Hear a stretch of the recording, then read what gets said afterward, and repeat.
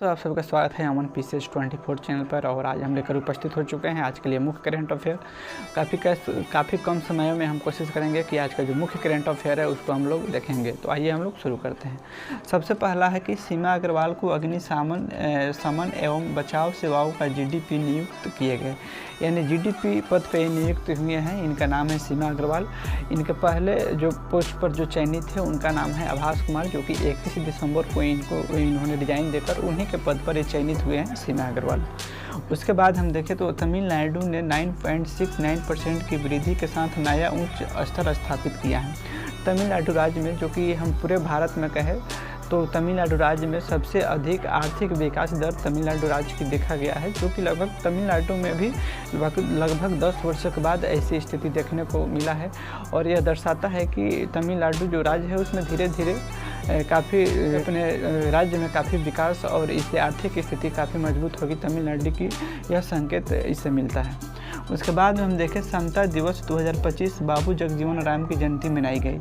यानी बाबू जगजीवन राम कौन थे, तो इनके बारे में हम थोड़ा बेसिक बताएं तो इनका जन्म 1908 में होता है और यह पिछड़े वर्ग से आते हैं और इनकी काफ़ी भेदभाव के भी शिकार रहे हैं, जिनके चलते ये आगे चलकर काफ़ी भेदभाव के विरोध भी करेंगे। और यह पार्लियामेंट के लगभग 50 सालों तक इन्होंने सदस्यता में रही है। उसके बाद जगजीवन राम, जो कि लगभग 30 सालों तक इन्होंने केंद्र में मंत्री पद पर भी रह चुके हैं और इन्होंने राजनीतिक में काफ़ी अच्छे अपने अहम भूमिका निभाई है।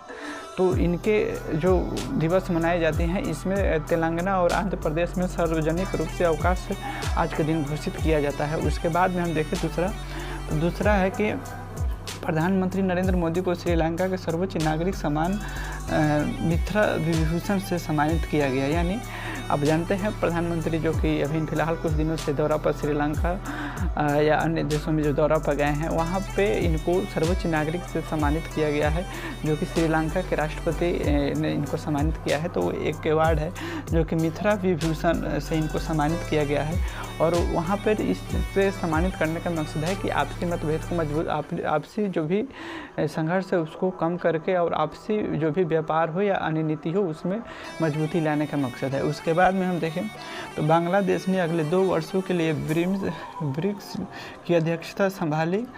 यानी अब जानते हैं कि यह एक सदस्यता है जिसमें लगभग अभी 7 देशों की ये सदस्य है, जो कि इसके प्रारंभ में 4 देश ही थे मगर वर्तमान में इसमें 7 देश हैं और इसमें 7 देश मिलकर जो भी बंगाल की खाड़ी के आसपास जो भी लगभग 7 देश उसमें हैं और इन्होंने अपने उन्नत देश के डेवलपमेंट के लिए कुछ अपनी योजनाएं सार्वजनिक रूप से रखते हैं उसके अपने देश में विकास के लिए। तो यह एक ब्रिक्स अच्छी संस्था है और इसकी अच्छी संभाली है, इनकी जो अध्यक्षता वर्तमान में जो संभाली है वो है मोहम्मद यूनिस, जो कि यह इसकी वर्तमान में अध्यक्षता संभाली है, जो बांग्लादेश के हैं। उसके बाद में हम देखें हिल लिमिटेड की बिरलेन्यू लिमिटेड के रूप में रिब्रांडिंग की गई। यानी हिल्स लिमिटेड एक कंपनी है जो कि बड़े बड़े बिल्डिंगें बनाती थी, उनका नाम चेंज करके बिरलेन्यू नाम रखा गया है। नाम रखने के कई मकसद होते हैं जिसमें बहुत सारे सिस्टम को चेंज करके कुछ नए सिरे से प्रारंभ करने का इसमें मेन उद्देश्य है। उसके बाद में हम देखें तो भारतीय सेना के मार्सिम मिसाइल परीक्षण ने युद्ध तैयारी को प्रभावित किया। आर्मिस मिसाइल, जो कि सतह से वायु में चलने वाली मिसाइल है, ये मिसाइलें बहुत सारे ऐसे मिसाइल है जिसको इन्होंने रोकने का भी प्रयास किया है और आज के समय में वर्तमान के समय में हम कहें तो अनेकों मिसाइलें आ चुके हैं जिससे हमारे रक्षा व्यवस्था में और समृद्धि और संपन्नता पाई जा सकती है इससे। उसके बाद हम देखें भारतीय रेलवे और DRMC ने automatic wheels profile management system के लिए समझौता ज्ञापन पर हस्ताक्षर किए। यानी जो भी हमारे वर्तमान में जो कि रेलवे से संबंधित ही है कि रेलवे के जो भी पहिए में जो आधुनिक तरीके के उसमें ऐसे उपकरण को लगाया जाता है जिससे रख रखाव के लिए उसमें किसी स्टाफ को बहाल नहीं किया जाएगा और वह मशीन स्वतः अपनी रख रखाव और बचाव की व्यवस्था कर पाएगा। इस तरह की टेक्नोलॉजी को अपनाया जा रहा है। तो इस पर सिग्नेचर या हस्ताक्षर हम कहें तो हो चुका है, बाकी धीरे धीरे सभी जगह इस पर काम को किया जाएगा। उसके बाद हम देखें ट्रैफिक क्या है, देश इनका उपयोग क्यों करता है और इसका भुगतान कौन करता है? ट्रैफिक क्या है? जो कि हम वर्तमान में हम देखें जो कि समुद्री मार्ग से जो हमें जो भी जहाज़े से हमें सामान या कोई भी वस्तुएं मंगाते हैं उस पर कुछ कर लगता है, उसको ट्रैफिक कर के नाम से हम लोग जानते हैं।